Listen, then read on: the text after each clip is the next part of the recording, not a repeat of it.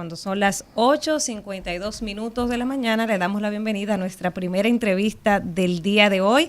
Un placer recibir a Lady Blanco García, quien es coordinadora general de Participación Ciudadana. Lady, bienvenida al Rumbo de la Mañana. Bueno, dos cosas. Yo voy a tener que... Yo sé que yo parezco vitalicia en participación, pero ya tenemos una nueva coordinadora. Yo coordino la Comisión de Análisis Político de Participación Ciudadana. Ahora tenemos a doña Lizy Sánchez, que es nuestra actual coordinadora. Yo fui coordinadora, claro. Es la que está recientemente saliendo. No, ya salió otro compañero. Tuvimos a Joseph Abreu. Primero tuve yo, luego tuvo Joseph y ahora tenemos a doña Lizy. Yo soy parte de los que hacemos vocería, sí. Excelente. Y coordino la Comisión de Análisis Político, que es la comisión que más trabajo tiene. Sí. Bueno, vamos a entrar en materia con Lizy, que yo sé que vamos a tener, con Lady, que yo sé que vamos a tener una interesante conversación. Y sobre todo, Lady, porque a nivel personal, yo, por lo menos, he sentido como tímido a Participación Ciudadana en los últimos años, los últimos 3 años, vamos a decir, algo que antes uno lo veía muy activo. Lo veía al frente de todo, Participación Ciudadana, y ahora lo siento como con una timidez. ¿A qué se debe? Bueno, yo creo que todo lo contrario. Quizás no estás dando el debido seguimiento. Bueno. Yo creo que Participación Ciudadana cada día está más haciendo... lento con el tema de la prensa. No, todo lo contrario. O sea, sobre todo yo, que fui coordinadora en ese periodo cuando entra este nuevo gobierno, y yo creo que si hubo una coordinación que más presencia tuvo en los medios con los temas, sobre todo con los temas que nosotros trabajamos, temas de corrupción, temas electorales, ha sido Participación Ciudadana. Los invitamos, ¿será que Rumba no está yendo allá? Bueno, no nos invitan. No nos invitan. Esta pregunta te la quiero hacer con ahí mismo, muy cerca de la de Danira. Quiero hacer un ejercicio prístino de la comunicación. Sí, claro. Con ustedes. ¿Ustedes han sentido que parte del pueblo dominicano, gran parte, ha dejado de identificarse con Participación Ciudadana? Porque Danira dice, no lo siento. Y yo soy periodista, que estoy todos los días en los medios, que leo noticias Pancho todos los días. Sí. Álvarez me dio con una tabla en la espalda. Y creo que tenía clavo de lado y lado. Sí, porque tengo que ser justo, porque a veces nosotros tenemos una memoria... Y aseguro de verdad que no fue mi intención no recordarlo.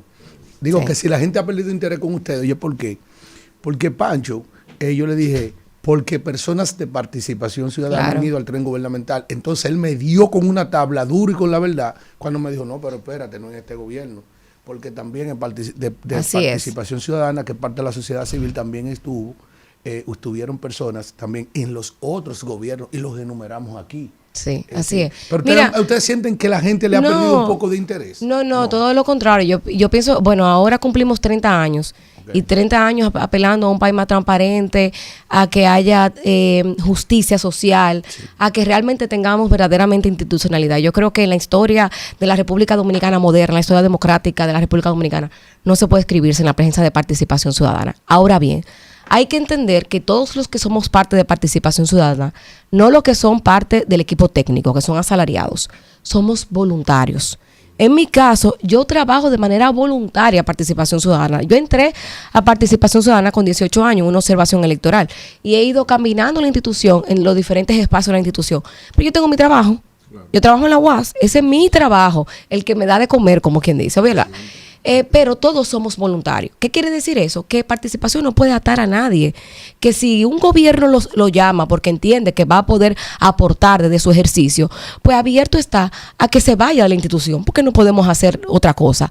Ahora bien, lo que no puede hacer es vida dentro de la institución luego que están dentro del tren gubernamental. Es decir, si fueron funcionarios, no pueden volver. No pueden volver. Pero después, sin la función. No, vamos a suponer, tenemos ahora mismo a Isidoro Santana, fue ministro de Economía en el gobierno de Danilo Medina. Exactamente. Luego, cuando renuncia al final ya de ese gobierno, regresa a Participación, dura como 6 meses fuera, y luego regresa a Participación.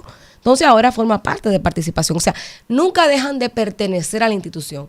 Lo que no pueden, tienen que tomar licencia. Y no pueden jugar, no pueden estar dentro de los organismos de toma de decisión. Me imagino que el requisito para volver es que haya tenido un paso por la cosa pública intachable. Exactamente, claro. No, claro. Hecho lo incorrecto, no claro, no puede. Exacto, no, sí. eso no, obviamente, claro. También el ministro Isa Conde también fue el primer coordinador. Ese Tony. Ajá, Tony Isa Conde. Gustavo Montalvo. Fue de los él no ha vuelto, pero él Tony fue todavía está allá con ustedes. No, Tony no está, pero participa en las actividades que tenemos, él a veces participa. Ahora bien, don Tony fue el primer coordinador de participación ciudadana. Todo lo que ha salido ahí Álvarez. El actual ministro de Álvarez. Relaciones Exteriores. Milton Ray Fue Guevara. hace casi 15 años o 12 años. Fue fundador de participación. Don Milton fue fundador. Ahí siempre ha habido gente. O sea, hay noble, muchas ilustre. personas realmente. O sea, siempre pero ha sido vuelvo y ilustre. digo, obviamente es un poco difícil, claro, para nosotros, al interno de la institución, Juan Bolívar cuando también. alguien se va, sobre todo cuando alguien que aporta a la institución se va al Altagracia Estado. estuvo allá, ¿verdad? Altagracia Altagracia forma parte de participación. forma parte. ¿Y Sí, Juan es Bolívar miembro. todavía? No, Juan Bolívar no. Está cesante. Porque está cesante, claro. O sea, ok. Ahora sí. Ver. Ahora, Gustavo. Somos como una escuelita y después lo Sí, mandamos, ¿verdad? estamos hablando, que es importante para la gente edificarlo. ¿Qué siente participación ciudadana? ¿O cómo puede evaluar participación ciudadana este traginal de estos últimos 3 años del gobierno actual? Mira, Sobre la base de los temas que ustedes abordan, porque son muchos temas. La gente solamente se enfoca en la corrupción. sí, claro. Pero de los distintos, institucionalidad, exactamente todo eso. Estado de Mira, Derecho. en los temas de corrupción sí es cierto que hemos visto avances. Y avances se da no solamente quizás con el discurso del presidente de una lucha contra la corrupción, que obviamente se montó en ese discurso, porque ya había una sociedad que estaba hastiada a los temas de corrupción, reclamando un cambio, pero un cambio enfocado en mayor transparencia. Ahora bien, eso es... a nivel institucional hemos visto avances. Tú tienes la Dirección de Compras y Contrataciones, que hay avances. Hay un órgano que es casi nulo, que la gente casi no lo escucha, pero que hace un trabajo extraordinario, que es la Unidad Antifraude de la Contraloría, que hace un trabajo espectacular de prevención contra la corrupción. Es como un trabajo de hormiguita, la gente no lo escucha, pero están trabajando. Sí. Tenemos el Ministerio Público también, que hace su trabajo. Entonces, hay la Dirección de Ética Gubernamental también, que hace su trabajo. Ahora bien, eso no quiere decir que la cultura de transparencia esté enraizada ya en el accionar de todo el tren gubernamental. No lo es así, porque seguimos viendo temas de corrupción, temas de irregularidad en la administración pública, que todavía nos siguen haciendo que tengamos que luchar por tener mayores niveles de transparencia y que la ciudadanía nunca se canse y que tenga la mirada puesta en esto. Eso es uno de los avances. Ahora, retrocesos que hemos visto, sobre todo en el tema de la calidad de los servicios públicos. Hemos visto muchos retrocesos en esa área de servicios públicos, cuando hablamos en tema de salud, cuando hablamos en tema de transporte, en tema educativo. Seguimos lamentablemente arrastrando los mismos vicios, las mismas deficiencias a nivel educativo, a pesar ya de que este gobierno ya va a cumplir, tiene 3 años. Entonces, obviamente, no podemos esperar que haya un cambio fundamental, pero sí ver algunos avances. Sin embargo, todavía estamos con avances muy tímidos en el tema de servicios básicos de calidad. Creo que esas son de las grandes deficiencias que tiene este gobierno. Pero en el tema de corrupción, no por los temas de delincuencia, el tema de costo de vida y otras cuestiones, se ha relegado porque es muy acentuada las vicisitudes que está pasando el pueblo llano como tal. La corrupción no entra en esa pirámide de Maslow, no entra en las primeras necesidades donde todavía estamos sumidos. Pero tenemos que mantenerla, porque sí, la corrupción es la indicador fuente de la distribución de todos esos grandes males que tenemos a nivel nacional. La distribución equitativa de las riquezas nacionales, eso está claro ahí. Ahora, si tabulamos, sí, para hacer un ejercicio metodológico, si tabulamos la persecución de la corrupción gobierno anterior versus la ya acumulada por esta administración, creo que las barras quedarían diametralmente opuestas en términos de sometimiento a la justicia, claro, y en términos de cuestiones subsanables. ¿Cómo se puede hablar de que puede haber avance en corrupción en esta administración si todas las dinámicas señalables son subsanables? No, no es así. Mira, hay algunos de esos casos. Estamos viendo las auditorías que se hacen, que la hace la Contraloría, la que ha sacado la Contraloría. Hay temas que sí que pueden ser subsanables, pero hay otros no. Los otros que tienen indicios de irregularidades ya fueron presentadas al Ministerio Público. Ahora bien, le corresponde al Ministerio Público perseguir, y eso es lo que siempre hemos dicho, perseguir la corrupción de esta actual administración. No solamente estamos hablando de que hemos visto muchísimos escándalos que tienen que ver con irregularidades y corrupción en esta administración. Tenemos el Ministerio de Educación, tenemos el Ministerio de la Juventud, hay otros ministerios que han estado involucrados en temas de corrupción. Sale ahora el tema de Intran. Todos estos casos de corrupción, irregularidades o supuestas corrupción, tienen que ser perseguidas de la misma manera. Ahora bien, hay que estar consciente que tú tienes un Ministerio Público que está llevando ahora mismo más de 12 casos de corrupción de la pasada administración, que son, vamos a decir, casos complejos, son todos casos complejos. Ahora, ¿qué pasa? Tú tienes recursos humanos limitados, recursos materiales ilimitados. Señores, esta corrupción que hemos visto son corrupción que uno se quedó nublado, esa capacidad de tú tener entremados tan complejos para lograr esos niveles de corrupción. Entonces, obviamente, cuando el Ministerio Público inicia una investigación, tiene que culminarla. Y lo que queremos es que tengamos investigaciones sólidas para que no pase lo que siempre pasa. Pero ahí ha habido, perdón, porque es interesantísimo, por ahí ha habido precisamente el comportamiento del Estado, del gobierno, porque el Estado involucra todo. Desde el primer presupuesto de este gobierno hasta el último que presentan, le reducen el presupuesto al Ministerio Público. Entonces, esa complejidad de casos y esa necesidad de recursos que tú señalas, de los recursos humanos a los económicos, ¿cómo van a ser eficientes si el propio gobierno que dijo de boca que estaba comprometido, tablazos presupuestarios, presupuesto tras presupuesto? No, okay, ¿Dónde se evidencia el compromiso? Déjame decirte, nosotros de Participación Ciudadana, cuando fue, y ahí están las notas de prensa, y cuando fue designado doña Miriam y Jenny Berenice en conjunto, decíamos, claro, qué bien, qué buena representación de lo que aspira la sociedad dominicana. Ahora bien, para que eso se materialice y sea más, que no sea más del discurso, tú necesitas que se le otorgue verdaderamente una asignación presupuestaria que permita a ese Ministerio Público pues hacer su trabajo, y un trabajo de calidad, ¿verdad? Se le dio al Ministerio Público una partida de más de, creo que 1,000 millones más se le dio, 400 millones más de pesos, y se le ha dado más partidas. Pero ¿qué pasa?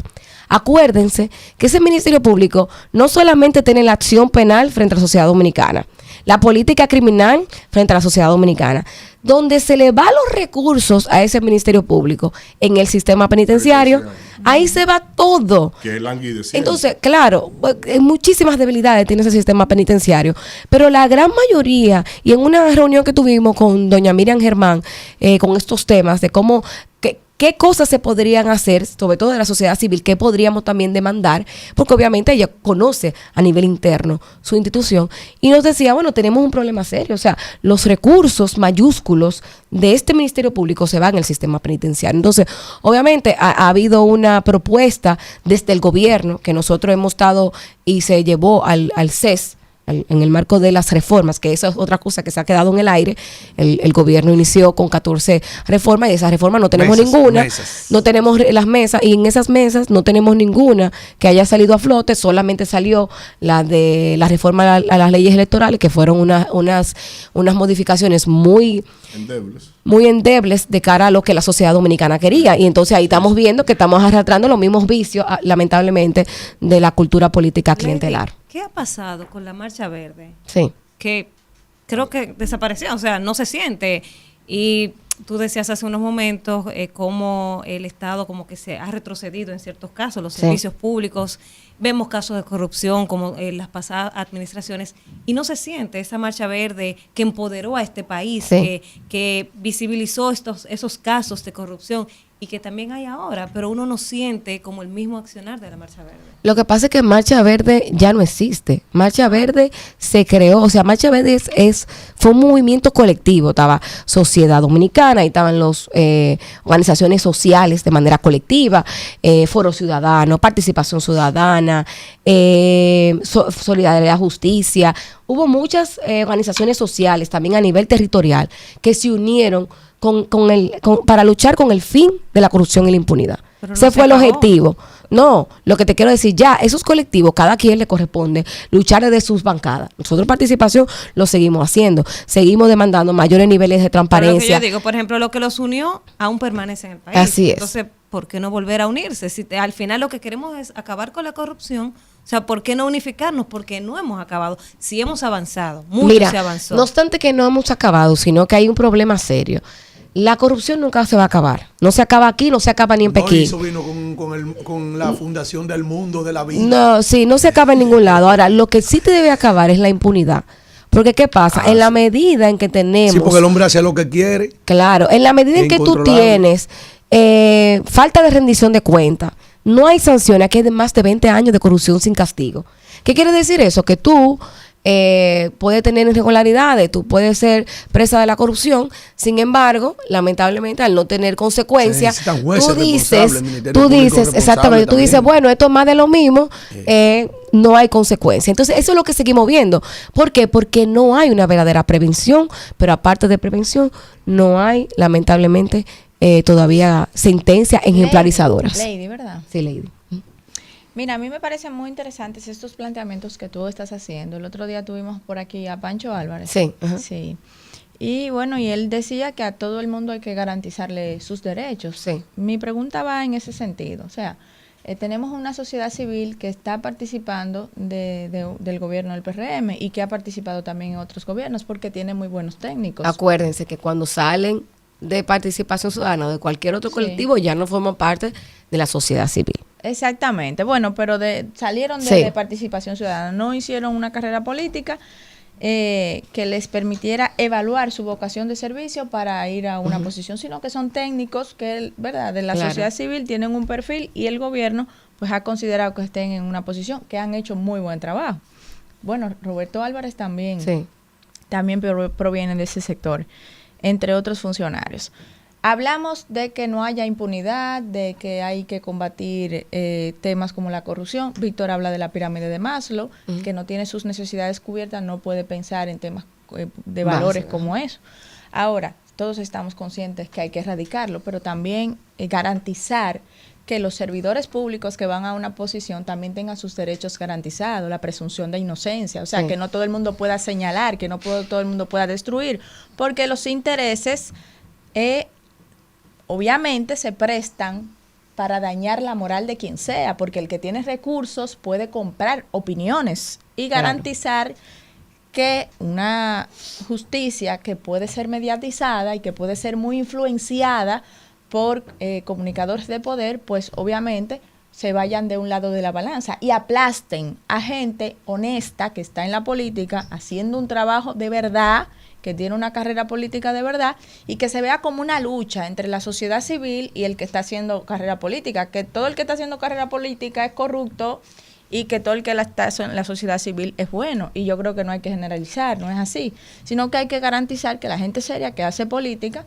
también tenga sus derechos garantizados. Mira, yo creo que todo lo contrario, yo creo que sí hemos tenido avances en nivel democrático, institucionalidad, desarrollo, mucho se debe a la clase política, esa clase política que hace la diferencia dentro de cualquier espacio político. O sea, todos los partidos políticos, y siempre lo digo, para no estigmatizar, todos los partidos políticos tienen gente buena, tiene gente que tiene vocación de servicio, que quiere hacer un cambio dentro de su misma cúpula de su partido y hacia afuera también de su partido.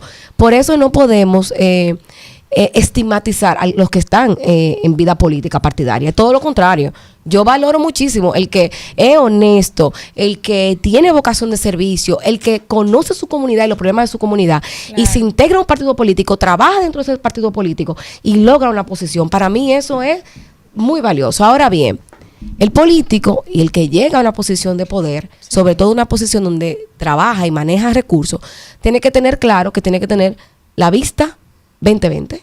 Usted tiene que saber quién es. Primero, ¿dónde se entra la corrupción? ¿Cuál es la primera puerta de entrada a la corrupción? Las compras públicas. Esa es una de las primeras puertas de entrada de la corrupción. En todos los casos de corrupción, donde hemos visto que hay niveles de corrupción mayúsculos. No estamos hablando de la nómina pública. La nómina pública también hay clientelismo y hay niveles de corrupción. Pero cuando hablamos de los funcionarios públicos que tienen a su cargo recursos públicos, tienen que tener claro varias cosas.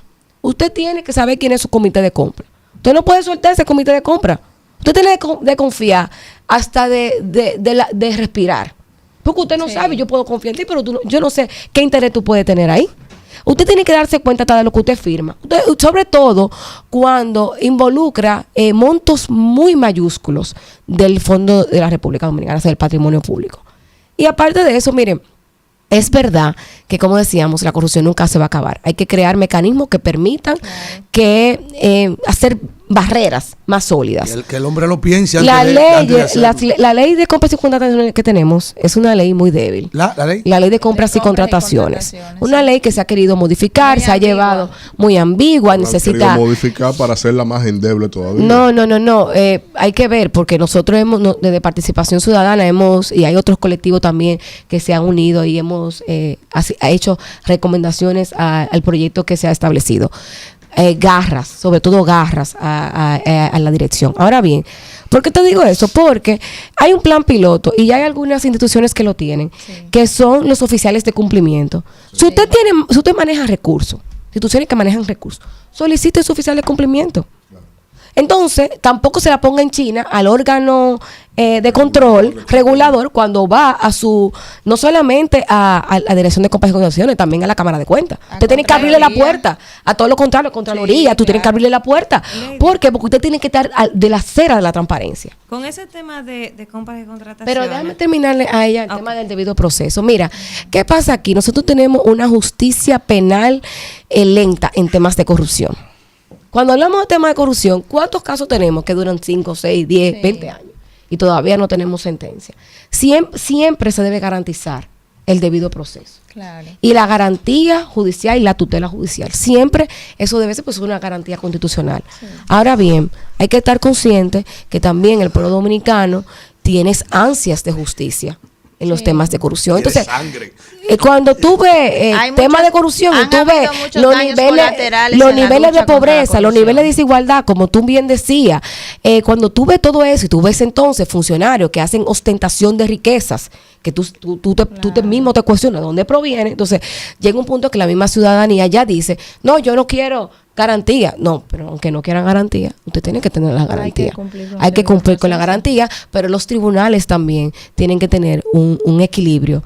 ¿Cuál es el bien mayor garantizar? Por eso que estamos pidiendo más recursos para el Ministerio Público, para que puedan hacer sus investigaciones. Bueno, y también que los jueces, porque vamos a suponer, ahora estamos conociendo el caso Medusa. Entonces, se están leyendo en audiencia preliminar, que no corresponde, en audiencia preliminar, se están leyendo 12.400 páginas. Y están leyendo, cheque número tal. Eso no garantiza un proceso. Pero ya eso también está el tema del lawfare. La ley es la ley, dura ley, se ley. Pero hay una interpretación acomodativa. Sí. ¿Por qué? Porque en la audiencia preliminar lo que establece el Código Procesal Penal es que se tomarán todas las disposiciones o los criterios del tribunal, del juicio de fondo, pero aplicado a la sencillez de una audiencia preliminar. ¿Qué pasa, Lady? Discúlpame, Víctor. Es que el Ministerio Público, mientras lo tenía trancado a ellos, quería que se lea. Es el problema. Que ahora no quiere que se lea porque ellos están sueltos. Ahora, quienes están sueltos quisiera que se extienda el proceso y que se lea. No di que página por página, no. Ellos quisieran leerlo en sílaba. Vamos a durar los dos años que restan. Por eso que usted se sienta. Y ahí va, porque lo que se aspira, lo que se aspira es a los 4 años, no llegar a una sentencia, a juicio de fondo, a los 4 años, que dan la extinción del proceso. Pero entonces tú te desautorizas cuando tú también vulneras esa ley. Eso es lo que está pasando. Yo iba con una... Aquí está el futuro de la patria. Vio que alzaron el tono. Lady, espérate, yo tengo una pregunta. Que cuando ella hablaba del compra y contrataciones, me gustaría escuchar tu valoración del accionar de compras y contrataciones, que entiendo debe ser una institución preventiva. Es una institución preventiva. No. Está siendo reactiva. Reactiva lo es ahora, pero en la ley entonces, tiene que ser preventiva. Se supone que preventiva, porque antes ¿qué sentido tiene que tú me denuncies un proceso ya cuando está en marcha, está en ejecución? O sea, entonces se supone que cada institución tiene un comité de compra precisamente para prevenir. Entonces, ¿cómo tú valoras la actual administración, la actual gestión de compra? Mira, y voy a explicar sobre todo para que contextualicemos, porque no todos los casos son iguales. En el caso del Intran, específicamente. No, yo hablo de todo en general. Hay avances, mira, pero por ejemplo ha tenido temas con educación. Sí, no, te voy a decir, hay avances, se creó una guía de la debida diligencia para que los funcionarios públicos que obviamente que tienen instituciones a su cargo, pues puedan ir encaminando los procesos hacia la transparencia. Si le han hecho sensibilizaciones, lo sabemos porque nosotros nos llamaron para acompañar los procesos de hacer sensibilizaciones con el tema de que se espera de un ejercicio ético y transparente de un servidor público y eso. Todo eso se ha hecho. Ahora bien, el órgano rector es supervisor, pero no puede ser vedor del proceso. ¿Por qué? Porque es el que hace la medida cautelar. Lo que se aspira es que, obviamente, se creen otras herramientas dentro de la ley. Lo que hizo la compra sin connotaciones, que eso sí nosotros valoramos positivo. Un ejemplo, antes no existían los oficiales de cumplimiento. Como no hay como una veeduría real desde las compras y connotaciones, lo que se hizo fue, a través de un reglamento, pues la creación de esos, vamos a decir, vienen siendo veedores, pero son oficiales de cumplimiento que les rinden a compras y contrataciones, depende de compras y contrataciones, pero ¿qué pasa? Es un plan piloto, eso no está en todos los lados.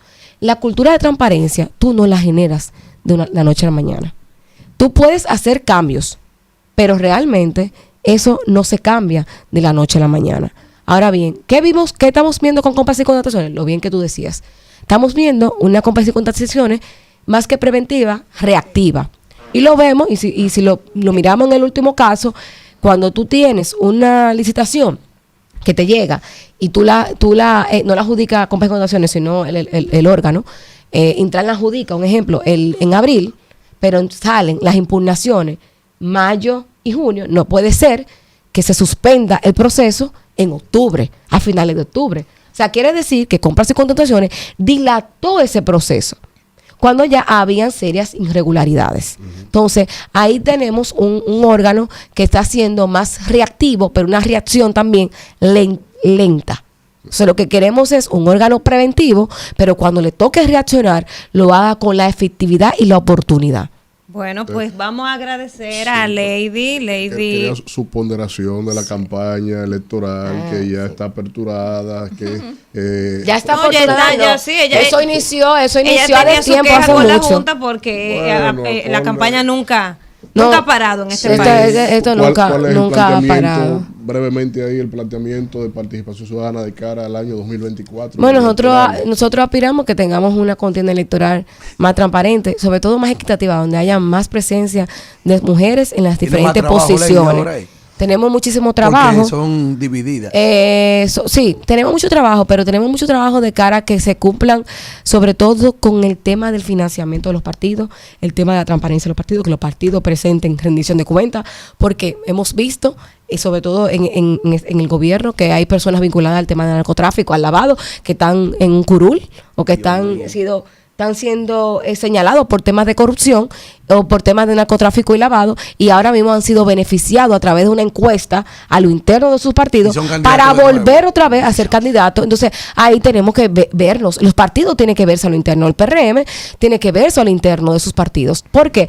Porque es cierto que, como tú decías, hay que garantizar el debido proceso y la garantía judicial de derecho, pero la realidad es que los partidos a lo interno pueden establecer cuáles son esos criterios y requisitos para usted ser candidato dentro de su partido. Nosotros hicimos un recorrido por todos los partidos. Nos reunimos con el presidente Leonel Fernández, yo estuve en esa reunión, nos reunimos con el presidente del partido del PRM, que es Paliza, con Miguel Vargas, con todos. Y todos nos dicen que también quieren unas elecciones transparentes, donde haya más participación de las mujeres, que tienen fiscalización, pero lo que vemos es que lamentablemente seguimos con las mismas demandas.